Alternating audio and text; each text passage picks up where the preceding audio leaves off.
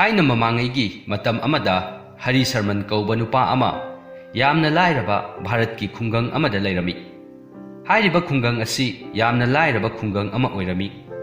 Mafam asida lairiba miyoising asi nungtigi apangba thabak suduna makhoina nongma nongmagi chara talami.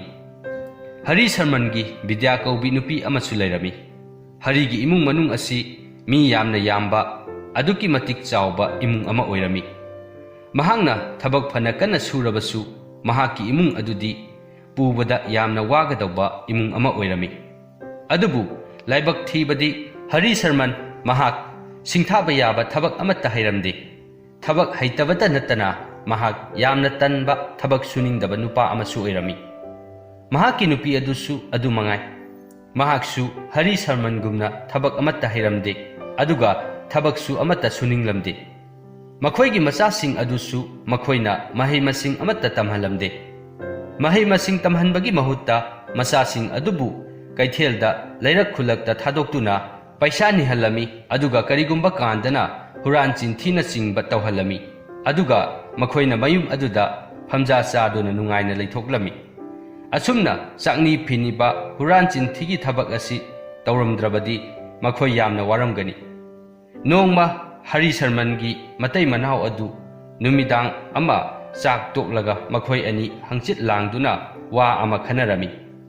Hari Sarmanna makhoi mafam adu thadoktuna arapa sahar amada chatlasi aduga makhoi mafam aduda amuk nungaina hingba yabra yengsi haina wafam asi hauduroklami. Bidyana amuk makhatana hairagi aikhoidi thabak haire mana amata haite. Aikhoina sar aduda chatlaga tawrugadawriba asibu kari thabakno haina Hari Sarmanda hangraki. Hari Sarmanna irai laina haidoraki. Aihakna yamna arun atup khangba yamna haisingba maiba ama saduna mafam aduda thabak tawduna lairage. Aduga nangna angang nubisingi maramda yamna haisingbi maibi ama saduna lairo. Nahakti nacha yamna yambanina angangsinggi maramdadi phajana khanglamgani haina haidoraki. Hari Sarmanna hairiba wahising adu bidyasu yarami. Matam khara makhoigi khungang aduda lairamlaga Hari Sarman matai manau adu macha mayamsing adu puduna makhoi chawraba sahar amada laklami. Hari Sarmanna mahaki nupi angangsing adubu mafam chaba jaga amada thamlami aduga mahangna thabak thiba thoglaki. Mahangna yamna inakera khunba lalon itik tawba karbarwala amagi yumda changlaklami. Karbarwala asi paisa yamna paijaba oirabasu mahak yamna singba mi amadi oiramde. Aduga mahangna phanghoriba lan thum mayam adusu mapa mapuna thambiramba ngakta oirami. Hari Sarmanna lalonba nupa adubu phajaraba wahai wata sijinaduna mahakpu harigi lang aduda thuallami. Lalonba nupa aduna Hari Sarman matai manau anigi ka amamam piduna mahaki yum aduda laihangani. Aduga makhoigi machasing aduna mahaki pak chawraba pham mayam aduda thabak suhangani haina hairami. Lalonba nupa asigi wa asi tabada Hari Sarman yamna haraurami aduga nungairaba paw asi mahaki nupi bidyada tamlami. Hari Sarmangi matai manau ani adu yum aduda matam kharadi yamna nungaina hinglami aduga makhoigi suningdabagi laina adusu hengalaklami. Makhoina lalonba nupa adugi yum aduda laiba pangkui kuidana nupa adugi amata poksabi macha nupi adu luhonggadawbagi numit naksilaklami. Luhongba adu yaudringai hayeng mimang thokpada choptanabagidamak mi kaya nektuna luhongpham adubu nana semlami aduga chana thaknabasu thaurang tawhallami. Macha nupigi luhongbagi thabak thoramsing aduda Hari Sarmangi nupi adusu chawraba thabakki daita kaya ama laurami. Luhongbagi chana thaknabagi yengsinba aduga decoration na chingba thabaksing adugi daita mahakna laurami. Bidya hanadagi mahak haujikna hena yamna nungai thokna lairami. Acha athaki polamsing adu mahakna panarabanina mahakna apambata khanduna charami. Aduga aki amaugi thabaksing su mahakna senarabanina mahakna seningbata setuna lairami.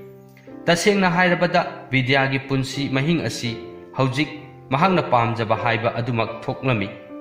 Bidya mahak yum aduda haujik thabak jinbanina mahakki macasing adubu ningthina yengsinba ngamlamde. Adubu marak maraktadi macasinggi manakta chattuna yengsinbirami. Aduga Bidyana mahakki mapuroibadi nongmata unaramde, mahak leiri haiba phawba kauthoklami. Haujik Bidyana hingliba punsi mahing asiga Hari Sharmanna hingliba punsi mahing asiga yamna khetnarami. Bidyana mafam aduda chaning thakningbada chaduna seningbada setuna nungaina leirami. Aduga Hari Sharmanna tawpham khangdana leirami. Hari Sharmanna pairiba sinpham aduga chanaba thabak amata laklamde. Aduga kana amatanasu mahaka punduna wari sabiramde. Chakhumda changlui thabak tawriba mayam aduna thabak tawphamda changlakanu nasage thabak tawruso haiduna hekta tanthokpiragi. Changuba mafam khuding mahakpu kananasu taramna uklamde. Asumna Hari Sharman naitom taduna leirami. Mahaki hek mamangda leiriba chana thaknaba adu phawpa mahak una chaba phanglamde. Madudagi Hari Sharman wakhal ama khalami. Haujik kana amatana aibu thauksabidre. Aihaki nupi phawna ai leiri haiba kauthokre. Adunadi aihak mayam asina masak khangnabagi-damak aihak karigumba thabak khara tawba tai haina khalami. Lalonba nupa adugi machanupi adugi luhongbagi haujik thabak yamna chinba matamni. Bidyasu mayum adu sin langnaba hotnabada yamna chilami. Adubu Hari Sharmandi ahing kaya tumdana wakhal khalami. Haujik aihakna kari tawragadi mayam asina aibu sak khangbigani. Asumna khanduna talairami. Hari Sharman wakhal ama laklami. Haujik aihakna yum asidagi yamna maru oiba pot ama huranduna thamlabadi yumbu aduna aihakpu soidana ningsinglakani. Mayam aduna pot adu thiba phanglaktraba matamda makhoina huranba phaba haiba aihakpudi soidana ningsinglakani.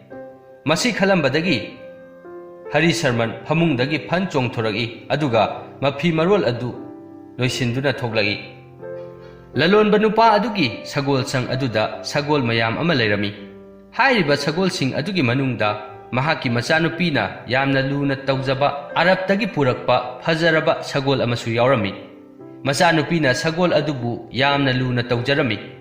Nungtigi sagol adugi manakta laktuna sagol adubu irulu jabirami.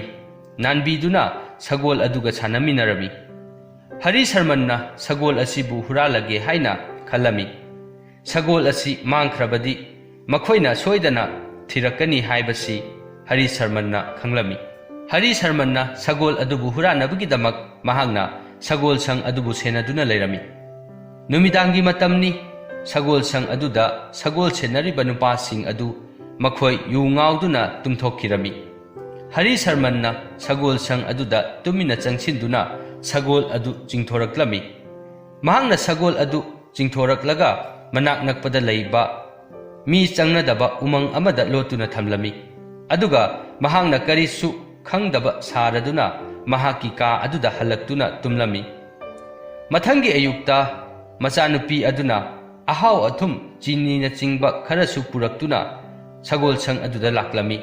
Adubu sagol sang aduda mahaki sagol adu leiramdaba ubada mahak yamna nungairamde. Sagol sang aduda huranba ama changlamle haibasi mahakna khanglami. Nupi aduna mayumda yamna thuna chattuna sagol mangkhibagi paw asi mapada tamlami. Lalonba nupa adu yamna saurami. Mahakna sagol senariba miyoising adu yamna thina chairami. Aduga makhoibu thabak adudagi thadatlami. Aduga mahaki mi kaya ama thadoktuna sagol adubu thihallami.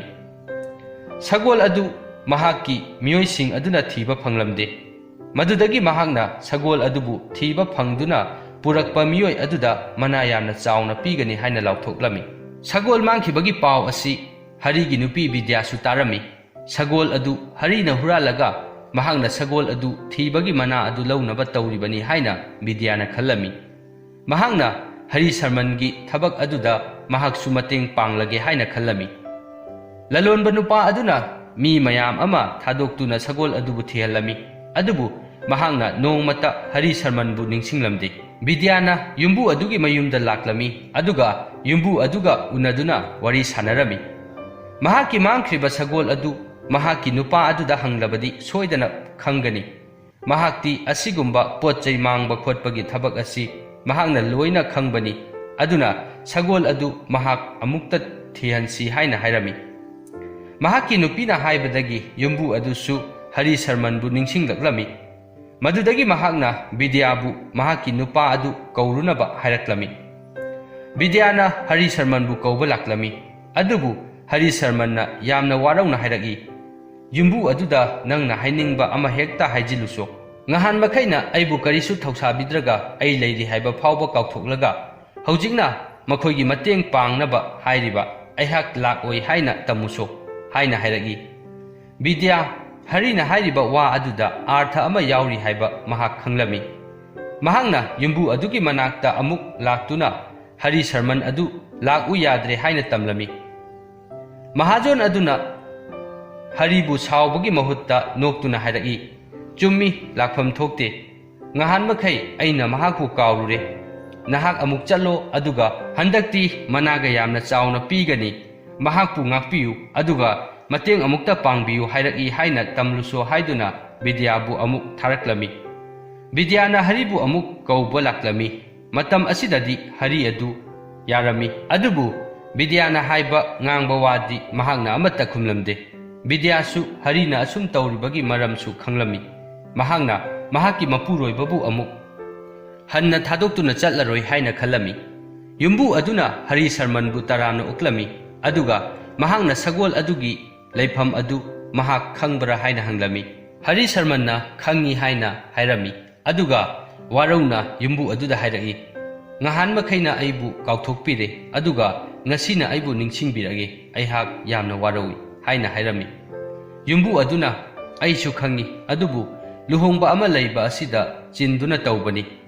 masigidamak aihakku ngakpiyu haina hairagi Hari Sarman na mahakki furit khawdagi mahakna hana sem saduna puraklaba mep macha ama puthoragi aduga lalonba nupa adugi mamangda mep adu hangdoktuna taki mep aduda yamna ngakningai oiba mawongda mahakna lai mayam ama chinglami aduga mayai aduda musuk muna mafam ama koirok koisilami aduga mafam aduda hauriba u pambi adugi makhongda mahakki sagol adu leire haina hairami yumbu adu yamna haraurami mahakna mahakki mi khara Hari Sarman na hairiba mafam aduda tharami miyoising aduna sagol adubu phangduna puraklami lalonba nupa adu haraubagi ngamkhai leiramde mahakki machanupi adusu yamna nungairami mahakki luhongba numit aduda Hari Sarman bu athoiba mithunglen oina seba tawrami haujikti Hari Sarman su mahakna chaningbata charami amuk hanna masigi matangda nungaitaba phawkidre Hari Sarman na mahakpu ngakpire haiduna Vidyana khalami adubu Hari Sarman di mahakpu ngakpibagi wakhal leiramde aduga mangondasu wa kaya nganglamde sagol mangkhibagi thaudok adu Harina huralibra natraga atopana huralibra haibasu Vidyasu chingnana khangba adum ngamkhidre matam kharadi Hari Sarman miyamna masak khangbiduna mahak nungayai phana palami adubu haujik Hari Sarman khudong thiningai oiba thaudok ama thengnare leibak adugi ningthau adugi pukaidagi yamlaba sanalupa mani muktana chingba mamal leiraba pot kaya ama hurankhre mi mayam ama thadoktuna thiba yaba thire adubu phangba kauba leitre ningthau aduna miyoi kharagi machindagi Hari Sarman na inak khunba lalonba nupa adugi sagol mangkhibada Hari Sarman na thiduna sagol adu phangkhibagi paw adu tarami khudak aduda ningthau aduna Hari Sarman bu manai sing thaduna kauhalami Hari Sarman hek yaurakpaga ningthau aduna mahakti yamna singi huran khiba pot puthokpa ngami hai haujik mahaki huran khriba sanalupa sing adu kadaida leibagi taku haina hairami Hari Sarman masa adu pakhatpana loirami matang asi phagi tawba yaba matang ama natre haibasi mahak khanglami Hari Sarman na ningthau aduda mangonda nongma khaki matam pibiyu mahak huranba adu puthoke haina hairami ningthau aduna yamna sauna hairaki aihakna nongmagi matamdi lairadana pung amagi matam phawba piroi khudak asida aigi sanalupa sing adu kadaida lei hayu natrabadi nahak na punchi chupa kaisum sangda thamgani Hari Sarman mihul ado aka akum tawrakli mahangna ningthau aduna mahakpu thajanaba wa khara hanglagi ꯏꯅꯤꯡꯊꯧ ꯏꯕꯨꯡꯉꯣ, ꯌꯥꯝꯅ ꯍꯩꯕ ꯃꯥꯏꯕ ꯑꯃꯅ ꯑꯁꯤꯒꯨꯝꯕ ꯊꯕꯛ ꯇꯧꯕ ꯑꯁꯤ ꯌꯥꯝꯅ ꯀꯨꯏꯗ꯭ꯔꯕꯗ ꯅꯣꯡꯃꯗꯤ ꯆꯪꯏ, ꯑꯗꯨꯅ ꯄꯨꯡ 24ꯒꯤ ꯃꯇꯝ ꯑꯗꯨ ꯄꯤꯅꯕꯤꯌꯨ, ꯍꯨꯔꯥꯟꯕ ꯑꯗꯨꯒꯤ ꯃꯃꯤꯡ ꯐꯥꯎꯕ ꯍꯥꯏꯖꯒꯦ ꯍꯥꯏꯅ ꯍꯥꯏꯔꯝꯃꯤ꯫ ꯃꯗꯨꯗꯒꯤ ꯅꯤꯡꯊꯧ ꯑꯗꯨꯅ ꯌꯥꯝꯅ ꯁꯥꯎꯅ, ꯅꯍꯥꯛꯄꯨ ꯀꯔꯝꯕ ꯃꯥꯏꯕꯅꯣ?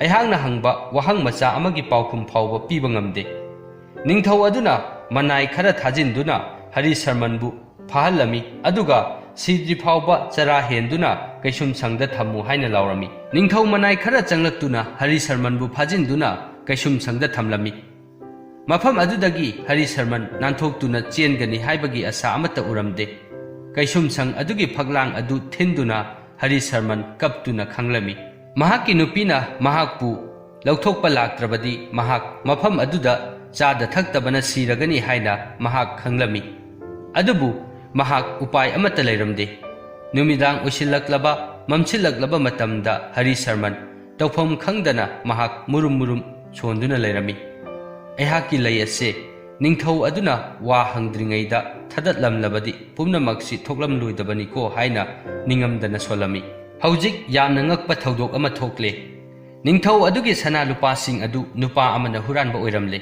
ꯑꯗꯨꯒ ꯁꯅꯥ ꯂꯨꯄꯥꯁꯤꯡ ꯑꯁꯤꯒꯤ ꯂꯩꯐꯝꯅ ꯀꯣꯅꯨꯡꯗ ꯊꯕꯛ ꯇꯧꯕꯤ ꯅꯤꯡꯊꯧꯒꯤ ꯃꯅꯥꯏ ꯑꯃꯅ ꯍꯥꯏꯗꯣꯛꯄ ꯑꯣꯏꯔꯝꯂꯦ꯫ ꯍꯥꯏꯔꯤꯕ ꯅꯨꯄꯤ ꯑꯁꯤꯒꯤ ꯃꯃꯤꯡ ꯖꯤꯕ ꯍꯥꯏꯅ ꯀꯧꯔꯝꯃꯤ꯫ ꯖꯤꯕ ꯍꯥꯏꯕꯁꯤ ꯁꯪꯁꯀ꯭ꯔꯤꯠ ꯂꯣꯟꯗ ꯂꯩ ꯍꯥꯏꯕꯅꯤ꯫ ꯍꯥꯏꯔꯤꯕ ꯅꯨꯄꯤ ꯑꯁꯤ ꯌꯥꯝꯅ ꯄꯥꯈꯠꯂꯝꯃꯤ꯫ ꯃꯍꯥꯛꯅ ꯅꯤꯡꯊꯧꯅ ꯍꯨꯔꯥꯟꯕ ꯐꯥꯕ ꯉꯝꯕ ꯃꯥꯏꯕ ꯑꯃ ꯐꯥꯖꯤꯟꯗꯨꯅ ꯊꯝꯂꯦ ꯍꯥꯏꯕ ꯄꯥꯎ ꯑꯁꯤ ꯈꯪꯂꯝꯃꯤ꯫ ꯃꯥꯏꯕ ꯑꯁꯤꯅ ꯃꯍꯥꯛꯀꯤ ꯃꯔꯝꯗ ꯂꯣꯏꯅ ꯍꯥꯏꯗꯣꯛꯈꯤꯕ ꯇꯥꯔꯦ ꯈꯟꯗꯨꯅ ꯋꯥꯔꯝꯃꯤ꯫ ꯃꯍꯥꯛ ꯍꯔꯤꯁꯔꯃꯟꯅ ꯂꯩꯔꯤꯕ ꯀꯩꯁꯨꯝꯁꯪ ꯑꯗꯨꯗ ꯂꯥꯛꯏ꯫ ꯃꯐꯝ ꯑꯗꯨꯗ ꯉꯥꯛꯂꯤꯕ ꯊꯣꯡꯁꯪꯕ ꯅꯨꯄꯥ ꯑꯗꯨ ꯖꯤꯕꯒ ꯈꯪꯅꯔꯝꯃꯤ꯫ ꯖꯤꯕꯅ ꯍꯥꯏꯔꯤꯕ ꯋꯥ ꯑꯗꯨ ꯌꯥꯗꯨꯅ ꯖꯤꯕꯕꯨ ꯀꯩꯁꯨꯝꯁꯪ ꯑꯗꯨꯗ ꯆꯪꯍꯜꯂꯛꯂꯝꯃꯤ꯫ ꯖꯤꯕ ꯀꯩꯁꯨꯝꯁꯪ ꯑꯗꯨꯗ ꯍꯔꯤꯕꯨ ꯎꯅꯅꯕꯒꯤꯗꯃꯛ ꯃꯍꯥꯛ ꯍꯔꯤꯒꯤ ꯀꯥ ꯑꯗꯨ ꯇꯝꯅ ꯂꯥꯛꯏ꯫ ꯃꯍꯥꯛꯅ ꯑꯁꯨꯝ ꯆꯪꯂꯛꯄꯗ ꯍꯔꯤꯁꯔꯃꯟꯅ ꯃꯨꯔꯨꯝ ꯃꯨꯔꯨꯝ ꯁꯣꯜꯂꯤꯕ ꯑꯗꯨ ꯇꯥꯔꯛꯏ꯫ ꯖꯤꯕ, ꯅꯍꯥꯛꯁꯤ ꯑꯣꯟꯊꯣꯛꯅ ꯐꯠꯈꯤꯗ꯭ꯔꯦꯗꯀꯣ, ꯅꯍꯥꯛꯅ ꯑꯩꯍꯥꯛꯄꯨ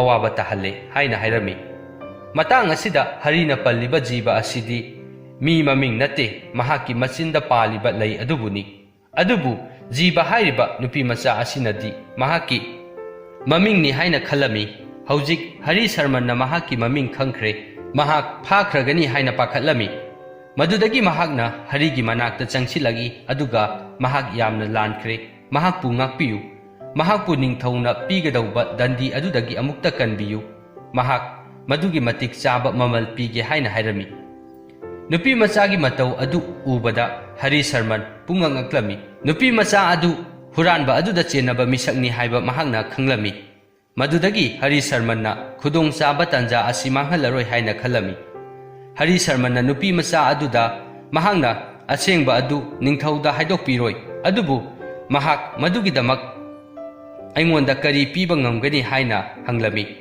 ꯅꯨꯄꯤ ꯃꯆꯥ ꯑꯗꯨꯅ ꯃꯍꯥꯛꯀꯤ ꯂꯩꯖꯕ ꯄꯩꯁꯥ ꯄꯨꯝꯕ ꯄꯤꯒꯦ ꯍꯥꯏꯅ ꯍꯥꯏꯔꯝꯃꯤ꯫ ꯃꯗꯨꯗ ꯍꯔꯤꯁꯔꯃꯟꯅ ꯌꯥꯅꯤꯡꯗꯕꯒꯤ ꯃꯑꯣꯡꯗ, ꯅꯍꯥꯛꯅ ꯀꯣꯅꯨꯡ ꯑꯁꯤꯗꯒꯤ ꯄꯣꯠ ꯆꯩ ꯃꯌꯥꯝ ꯑꯃ ꯃꯃꯥꯡꯗ ꯍꯨꯔꯥꯟꯈ꯭ꯔꯦ ꯍꯥꯏꯕ ꯑꯩ ꯈꯪꯏ, ꯑꯗꯨꯅ ꯃꯌꯥꯝ ꯑꯗꯨꯒꯤ ꯇꯪꯈꯥꯏ ꯑꯃ ꯑꯩꯉꯣꯟꯗ ꯁꯤꯟꯅꯧ, ꯑꯗꯨ ꯑꯣꯏꯔꯕꯗꯤ ꯑꯩꯍꯥꯛꯅ ꯅꯍꯥꯛꯀꯤ ꯃꯔꯝꯗ ꯅꯤꯡꯊꯧ ꯑꯗꯨꯗ ꯀꯔꯤꯁꯨ ꯍꯥꯏꯔꯣꯏ ꯍꯥꯏꯅ ꯍꯥꯏꯔꯝꯃꯤ꯫ ꯖꯤꯕ ꯃꯤꯀꯨꯞ ꯑꯃ ꯐꯥꯎꯕ ꯊꯤꯟꯊꯕ ꯇꯧꯗꯅ ꯃꯍꯥꯛ ꯃꯌꯨꯝꯗ ꯄꯩꯁꯥꯁꯤꯡ ꯑꯗꯨ ꯂꯧꯕ ꯆꯠꯈꯤꯔꯝꯃꯤ꯫ ꯍꯔꯤꯒꯤ ꯀꯩꯁꯨꯝꯁꯪ ꯑꯗꯨꯕꯨ ꯉꯥꯛꯂꯤꯕ ꯊꯣꯡꯁꯪꯕ ꯑꯗꯨꯅ ꯃꯈꯣꯏ ꯑꯅꯤꯅ ꯁꯥꯈꯤꯕ ꯋꯥꯔꯤ ꯄꯨꯝꯕ ꯇꯥꯔꯝꯃꯤ꯫ ꯑꯗꯨꯅ ꯃꯍꯥꯛꯅ ꯖꯤꯕꯅ ꯄꯨꯔꯛꯂꯤꯕ ꯄꯩꯁꯥ ꯃꯌꯥꯝ ꯑꯗꯨꯗꯒꯤ ꯃꯉꯣꯟꯗ ꯈꯔ ꯄꯤꯔꯝꯃꯨ, ꯅꯠꯇ꯭ꯔꯕꯗꯤ ꯃꯍꯥꯛ ꯆꯪꯍꯜꯂꯣꯏ ꯍꯥꯏꯅ ꯍꯥꯏꯔꯝꯃꯤ꯫ ꯅꯨꯄꯤ ꯑꯗꯨꯅ ꯅꯨꯄꯥ ꯑꯗꯨꯗ ꯁꯅꯥ ꯈꯔ ꯑꯃ ꯄꯤꯊꯣꯛꯂꯝꯃꯤ꯫ ꯖꯤꯕ ꯍꯔꯤꯒꯤ ꯃꯅꯥꯛꯇ ꯆꯪꯂꯛꯇꯨꯅ ꯄꯩꯁꯥꯁꯤꯡ ꯑꯗꯨ ꯄꯤꯔꯝꯃꯤ, ꯑꯗꯨꯒ ꯃꯍꯥꯛꯄꯨ ꯀꯟꯕꯤꯌꯨ ꯍꯥꯏꯖꯔꯝꯃꯤ꯫ ꯍꯔꯤꯅ ꯍꯧꯖꯤꯛ ꯄꯩꯁꯥꯗꯤ ꯐꯪꯂꯦ, ꯑꯗꯨꯕꯨ ꯃꯍꯥꯛꯅ ꯍꯨꯔꯥꯟꯕ ꯑꯗꯨ ꯃꯐꯝ ꯑꯁꯤꯗ ꯄꯨꯔꯛꯇ꯭ꯔꯕꯗꯤ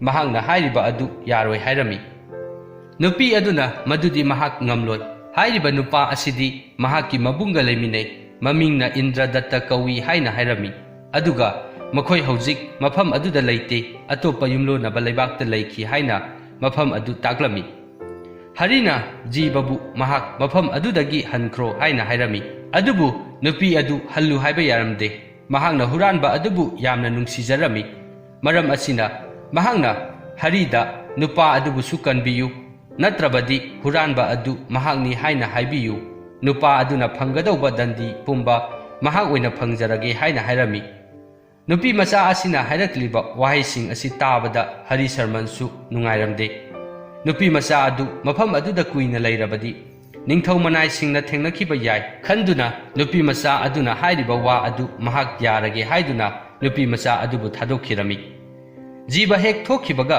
ꯅꯤꯡꯊꯧꯒꯤ ꯃꯅꯥꯏꯁꯤꯡ ꯑꯗꯨ ꯍꯔꯤ ꯁꯔꯃꯟꯒꯤ ꯃꯅꯥꯛꯇ ꯂꯥꯛꯂꯝꯃꯤ꯫ ꯑꯗꯨꯒ ꯃꯍꯥꯛ ꯍꯨꯔꯥꯟꯕ ꯃꯤ ꯑꯗꯨ ꯈꯪꯂꯕ꯭ꯔꯥ ꯍꯥꯏꯅ ꯍꯪꯂꯝꯃꯤ꯫ ꯍꯔꯤ ꯁꯔꯃꯟ ꯅꯤꯡꯊꯧ ꯃꯅꯥꯏꯁꯤꯡ ꯑꯗꯨꯅ ꯍꯪꯂꯤꯕ ꯋꯥꯍꯪꯁꯤꯡ ꯑꯗꯨ ꯑꯃꯠꯇ ꯈꯨꯝꯂꯝꯗꯦ꯫ ꯃꯗꯨꯗꯒꯤ ꯅꯤꯡꯊꯧ ꯃꯁꯥꯃꯛ ꯂꯥꯛꯇꯨꯅ ꯍꯔꯤ ꯁꯔꯃꯟꯗ ꯍꯪꯂꯝꯃꯤ꯫ ꯃꯇꯝ ꯑꯁꯤꯗ ꯍꯔꯤ ꯁꯔꯃꯟꯅ ꯃꯍꯥꯛ ꯁꯅꯥ ꯂꯨꯄꯥ ꯂꯩꯐꯝ ꯑꯗꯨꯗꯤ ꯃꯁꯛ ꯈꯪꯂꯦ, ꯑꯗꯨꯕꯨ ꯍꯨꯔꯥꯟꯕ ꯅꯨꯄꯥ ꯑꯗꯨꯒꯤ ꯃꯃꯤꯡ ꯂꯩꯐꯝ ꯑꯗꯨꯗꯤ ꯃꯍꯥꯛ ꯈꯪꯂꯕꯁꯨ ꯍꯥꯏꯗꯣꯛꯄ ꯌꯥꯗꯦ ꯍꯥꯏꯅ ꯍꯥꯏꯔꯝꯃꯤ꯫ ꯅꯤꯡꯊꯧ ꯑꯗꯨ ꯍꯨꯔꯥꯟꯕ ꯑꯗꯨ ꯐꯥꯗ꯭ꯔꯕꯁꯨ ꯃꯍꯥꯛꯀꯤ ꯁꯅꯥ ꯂꯨꯄꯥ ꯑꯗꯨ ꯐꯪꯂꯕꯗꯤ ꯌꯥꯔꯦ ꯈꯟꯗꯨꯅ ꯍꯔꯤ ꯁꯔꯃꯟꯅ ꯍꯥꯏꯔꯤꯕ ꯑꯗꯨ ꯌꯥꯔꯝꯃꯤ꯫ ꯅꯤꯡꯊꯧ ꯃꯁꯥꯃꯛ ꯌꯥꯎꯅ ꯍꯔꯤ ꯁꯔꯃꯟꯒ ꯂꯣꯏꯅꯅ ꯃꯈꯣꯏ ꯀꯐꯣꯏ ꯄꯥꯝꯕꯤ ꯑꯃꯒꯤ ꯃꯈꯣꯡꯗ ꯂꯥꯛꯂꯝꯃꯤ꯫ ꯃꯅꯥꯏꯁꯤꯡ ꯑꯗꯨꯅ ꯀꯐꯣꯏ ꯄꯥꯝꯕꯤ ꯑꯗꯨꯒꯤ ꯃꯈꯣꯡ ꯑꯗꯨ ꯇꯧꯊꯣꯛꯇꯨꯅ ꯌꯦꯡꯕꯗ ꯁꯅꯥ ꯂꯨꯄꯥ ꯑꯗꯨ ꯃꯐꯝ ꯑꯗꯨꯗ ꯂꯣꯏꯅ ꯂꯩꯔꯝꯂꯦ꯫ ꯃꯍꯥꯛꯀꯤ ꯁꯅꯥ ꯂꯨꯄꯥꯁꯤꯡ ꯑꯗꯨ ꯐꯪꯕꯗꯒꯤ ꯅꯤꯡꯊꯧ ꯑꯗꯨ ꯌꯥꯝꯅ ꯍꯔꯥꯎꯔꯝꯃꯤ꯫ ꯃꯍꯥꯛꯅ ꯍꯔꯤ ꯁꯔꯃꯟꯕꯨ ꯃꯅꯥ ꯃꯊꯨꯝ ꯌꯥꯝꯅ ꯆꯥꯎꯅ ꯄꯤꯗꯨꯅ ꯏꯀꯥꯏ ꯈꯨꯝꯅꯕ ꯎꯠꯂꯝꯃꯤ꯫ ꯑꯗꯨꯕꯨ ꯅꯤꯡꯊꯧ ꯑꯗꯨꯒꯤ ꯐꯝꯅꯥꯏꯕ ꯑꯉꯝ ꯑꯊꯧ ꯈꯔꯅꯗꯤ ꯍꯔꯤ ꯁꯔꯃꯟꯁꯤ ꯊꯥꯖꯔꯝꯗꯦ꯫ ꯑꯗꯨꯅ ꯃꯈꯣꯏꯅ ꯍꯔꯤ ꯁꯔꯃꯟꯒꯤ ꯊꯣꯡꯁꯪꯕ ꯑꯗꯨꯗ ꯋꯥꯍꯪ ꯄꯥꯎꯍꯪ ꯇꯧꯔꯝꯃꯤ꯫ ꯑꯗꯨꯕꯨ ꯊꯣꯡꯁꯪꯕ ꯑꯗꯨꯅ ꯑꯁꯦꯡꯕ ꯑꯃꯠꯇ ꯍꯥꯏꯔꯝꯗꯦ꯫ ꯃꯍꯥꯛꯅ ꯖꯤꯕꯕꯨ ꯃꯐꯝ ꯑꯗꯨꯗ ꯆꯪꯍꯜꯂꯤ ꯍꯥꯏꯗꯣꯛꯂꯕꯗꯤ ꯃꯍꯥꯛꯁꯨ ꯗꯟꯗꯤ ꯐꯪꯒꯅꯤ ꯍꯥꯏꯅ ꯈꯟꯕꯗꯒꯤ ꯀꯔꯤ ꯑꯃꯠꯇ ꯍꯥꯏꯗꯣꯛꯂꯝꯗꯦ꯫ ꯅꯤꯡꯊꯧ ꯑꯗꯨꯒꯤ ꯌꯥꯝꯅ ꯆꯥꯟꯕ ꯗꯦꯕꯖꯥꯅꯤ ꯀꯧꯕ ꯃꯅꯥꯏ ꯑꯃ ꯂꯩꯔꯝꯃꯤ꯫ ꯃꯍꯥꯛꯅ ꯅꯤꯡꯊꯧ ꯑꯗꯨꯗ ꯍꯔꯤ ꯁꯔꯃꯟ ꯑꯁꯤ ꯇꯁꯦꯡꯅ ꯑꯁꯤꯡꯕ ꯃꯥꯏꯕꯔꯥ ꯅꯠꯇ꯭ꯔꯒ ꯁꯥꯖꯤꯟꯅꯕ ꯃꯥꯏꯕꯔꯥ ꯍꯥꯏꯕꯗු ꯑꯃꯨꯛꯇ ꯆꯥꯡ ꯌꯦꯡꯁꯤ ꯍꯥꯏꯅ ꯍꯥꯏꯔꯝꯃꯤ꯫ ꯗꯦꯕꯖꯥꯅꯤꯅꯕꯨ ꯍꯥꯏꯔꯕꯗꯤ ꯅꯤꯡꯊꯧ ꯑꯗꯨꯁꯨ ꯂꯣꯏꯅ ꯌꯥꯔꯝꯃꯤ꯫ ꯃꯌꯥꯝ ꯑꯗꯨ ꯀꯨꯞꯅ ꯇꯥꯟꯅꯔꯕ ꯃꯇꯨꯡ ꯃꯈꯣꯏꯅ ꯍꯔꯤ ꯁꯔꯃꯟꯕꯨ ꯆꯥꯡ ꯌꯦꯡꯅꯕ ꯋꯥꯈꯜꯂꯣꯟ ꯑꯃ ꯄꯨꯊꯣꯛꯂꯝꯃꯤ꯫ ꯍꯔꯤ ꯁꯔꯃꯟꯕꯨ ꯀꯣꯅꯨꯡꯒꯤ ꯗꯔꯕꯥꯔ ꯑꯗꯨꯗ ꯀꯧꯈꯠꯂꯝꯃꯤ꯫ ꯃꯈꯣꯏꯅ ꯆꯐꯨ ꯑꯃꯗ ꯍꯪꯉꯣꯏ ꯑꯃ ꯍꯥꯞꯇꯨꯅ ꯊꯝꯂꯝꯃꯤ꯫ ꯃꯗꯨꯗꯒꯤ ꯗꯦꯕꯖꯥꯅꯤꯅ ꯍꯔꯤ ꯁꯔꯃꯟꯗ ꯆꯐꯨ ꯑꯗꯨꯗ ꯃꯈꯨꯠ ꯊꯤꯜꯂꯗꯨꯅ ꯆꯐꯨ ꯑꯗꯨꯗ ꯄꯣꯠꯁꯛ ꯑꯃ ꯌꯥꯎꯔꯤ, ꯍꯥꯏꯔꯤꯕ ꯄꯣꯠꯁꯛ ꯑꯁꯤꯕꯨ ꯅꯍꯥꯛꯅ ꯍꯥꯏꯕ ꯉꯝꯂꯕꯗꯤ ꯅꯍꯥꯛ ꯑꯁꯤ ꯑꯁꯦꯡꯕ ꯃꯥꯏꯕ ꯑꯃꯅꯤ ꯍꯥꯏꯅ ꯑꯩꯈꯣꯏꯅ ꯂꯧꯒꯅꯤ ꯍꯥꯏꯅ ꯍꯥꯏꯔꯝꯃꯤ꯫ ꯍꯔꯤ ꯁꯔꯃꯟ ꯃꯍꯥꯛ ꯃꯁꯥ ꯑꯗꯨ ꯌꯥꯝꯅ ꯄꯥꯈꯠꯂꯛꯂꯝꯃꯤ꯫ ꯃꯍꯥꯛ ꯉꯔꯥꯡꯒꯤ ꯖꯤꯕꯅ ꯄꯤꯔꯛꯄ ꯁꯅꯥ ꯂꯨꯄꯥ ꯃꯌꯥꯝ ꯑꯗꯨ ꯄꯨꯗꯨꯅ ꯆꯦꯜꯂꯝꯂꯕꯗꯤ ꯐꯒꯗꯧꯕꯅꯤ ꯍꯥꯏꯅ ꯈꯜꯂꯝꯃꯤ꯫ ꯃꯇꯝ ꯑꯁꯤꯗ ꯃꯍꯥꯛꯀꯤ ꯑꯉꯥꯡ ꯑꯣꯏꯔꯤꯉꯩ ꯃꯇꯝ ꯑꯗꯨ ꯅꯤꯡꯁꯤꯡꯂꯛꯂꯝꯃꯤ꯫ ꯃꯇꯝ ꯑꯗꯣ ꯃꯍꯥꯛ ꯌꯥꯝꯅ ꯅꯨꯡꯉꯥꯏꯕ ꯃꯇꯝꯅꯤ꯫ ꯃꯍꯥꯛꯀꯤ ꯃꯄꯥꯅ ꯃꯍꯥꯛꯄꯨ ꯄꯪꯉꯤ ꯍꯥꯏꯗꯨꯅ ꯍꯪꯉꯣꯏ ꯍꯥꯏꯗꯨꯅ ꯍꯦꯛ ꯍꯦꯛ ꯆꯩꯕꯤꯕ ꯑꯗꯨꯁꯨ ꯃꯍꯥꯛꯅ ꯅꯤꯡꯁꯤꯡꯂꯛꯂꯝꯃꯤ꯫ ꯃꯗꯨꯗꯒꯤ ꯃꯍꯥꯛꯅ ꯅꯤꯡꯉꯝꯗꯅ ꯃꯨꯔꯨꯝ ꯃꯨꯔꯨꯝ ꯁꯣꯜꯂꯛꯂꯝꯃꯤ꯫ ꯑꯄꯪꯕ ꯍꯪꯉꯣꯏ, ꯅꯍꯥꯛ ꯍꯧꯖꯤꯛ ꯑꯋꯥꯐꯝꯗ ꯇꯥꯔꯦꯗꯣ ꯍꯥꯏꯅ ꯍꯥꯏꯔꯝꯃꯤ꯫ ꯋꯥꯍꯩꯁꯤꯡ ꯑꯗꯨ ꯇꯥꯕꯗ ꯗꯦꯕꯖꯥꯅꯤ ꯑꯃꯗꯤ ꯅꯤꯡꯊꯧ ꯑꯗꯨ ꯉꯛꯂꯝꯃꯤ꯫ ꯃꯗꯨꯗꯒꯤ ꯅꯤꯡꯊꯧ ꯑꯗꯨꯅ ꯍꯔꯤ ꯁꯔꯃꯟ ꯑꯁꯤ ꯑꯁꯦꯡꯕ ꯂꯥꯏꯒꯤ ꯁꯛꯇꯤ ꯆꯦꯟꯕ ꯃꯥꯏꯕ ꯑꯃꯅꯤ ꯍꯥꯏꯅ ꯈꯟꯈꯤꯔꯝꯃꯤ꯫ ꯃꯗꯨꯗꯒꯤ ꯃꯍꯥꯛꯅ ꯍꯔꯤ ꯁꯔꯃꯟꯕꯨ ꯃꯅꯥ ꯃꯊꯨꯝ ꯌꯥꯝꯅ ꯆꯥꯎꯅ ꯄꯤꯗꯨꯅ ꯇꯔꯥꯝꯅ ꯑꯣꯛꯂꯝꯃꯤ꯫ ꯑꯗꯨꯒ ꯃꯍꯥꯛꯄꯨ ꯀꯣꯅꯨꯡꯗ ꯑꯆꯧꯕ ꯊꯕꯛ ꯑꯃꯁꯨ ꯍꯥꯞꯂꯝꯃꯤ꯫ ꯃꯍꯥꯛꯀꯤ ꯑꯣꯏꯕ ꯂꯝ ꯀꯌా ꯑꯃꯁꯨ ꯄꯤꯗꯨꯅ ꯃꯍꯥꯛꯀꯤ ꯅꯨꯄꯤ ꯑꯃꯗꯤ ꯃꯆꯥꯁꯤꯡꯁꯨ ꯃꯍꯥꯛꯀ ꯂꯩꯃꯤꯟꯅꯍꯜꯂꯝꯃꯤ꯫ ꯅꯤꯡꯊꯧ ꯑꯗꯨꯅ ꯆꯐꯨ ꯑꯗꯨꯕꯨ ꯅꯤꯡꯁꯤꯡ ꯈꯨꯗꯝ ꯑꯣꯏꯅ ꯊꯝꯈꯤꯔꯝꯃꯤ꯫ ꯍꯔꯤ ꯁꯔꯃꯟꯁꯨ ꯊꯥꯖꯗꯕ ꯊꯧꯗꯣꯛ ꯃꯌꯥꯝ ꯑꯁꯤꯗ ꯃꯍꯥꯛꯁꯨ ꯉꯛꯂꯝꯃꯤ꯫ ꯑꯗꯨꯕꯨ ꯃꯍꯥꯛ ꯍꯔꯥꯎꯔꯝꯃꯤ꯫ ꯃꯍꯥꯛ ꯃꯍꯥꯛꯀꯤ ꯅꯨꯄꯤ ꯑꯉꯥꯡꯁꯤꯡꯒ ꯂꯣꯏꯅꯅ ꯅꯨꯡꯉꯥꯏꯅ ꯄꯥꯟꯈꯤꯔꯝꯃꯤ꯫ ꯃꯍꯥꯛꯀꯤ ꯑꯁꯦꯡꯕ ꯑꯆꯨꯝꯕ ꯑꯗꯨꯗꯤ ꯀꯅꯥ ꯑꯃꯠꯇꯅ ꯈꯪꯈꯤꯗ꯭ꯔꯦ꯫ ꯑꯗꯨꯕꯨ ꯗꯦꯕꯖꯥꯅꯤꯅꯗꯤ ꯃꯍꯥꯛꯄꯨ ꯆꯤꯡꯅꯈꯤ, ꯑꯗꯨꯕꯨ ꯃꯍꯥꯛ ꯀꯔꯤꯁꯨ ꯇꯧꯕ ꯉꯝꯈꯤꯗ꯭ꯔꯦ꯫ ꯋꯥꯔꯤ ꯑꯁꯤ ꯃꯇꯥꯡ ꯑꯁꯤꯗ ꯂꯣꯏꯁꯤꯟꯖꯔꯦ꯫ ꯋꯥꯔꯤ ꯑꯁꯤ ꯂꯤꯕꯗ ꯁꯣꯏꯈꯤꯕ ꯌꯥꯎꯔꯕꯁꯨ ꯇꯥꯕꯤꯔꯤꯕ ꯄꯨꯝꯅꯃꯛꯅ ꯉꯥꯛꯄꯤꯅꯕ ꯅꯣꯜꯂꯨꯛꯅ ꯍꯥꯏꯖꯔꯤ꯫